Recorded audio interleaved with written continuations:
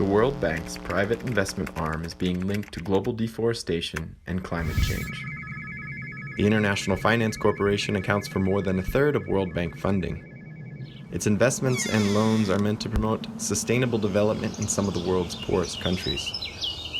But critics have accused the IFC of subsidizing multinationals and billionaire tycoons, and of indirectly sponsoring land grabs and violence across Asia, Africa, and Latin America. We wanted to find out more about how its environmental commitments match up to reality, so we crunched the numbers.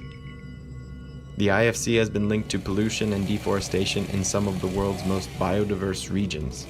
IFC data from the past decade show it handed out more than $1.8 billion to intensive animal farming companies, despite the industry being responsible for the most harmful greenhouse gas emissions. In Brazil, the IFC sponsored the expansion of the country's third largest meat processor. Minerva has for years been linked to illegal deforestation in the Amazon and Cerrado, and UN experts have urged the IFC to rethink its investment in the company. Last year, the US Supreme Court ruled the IFC was liable for impacts caused by companies it funds around the world.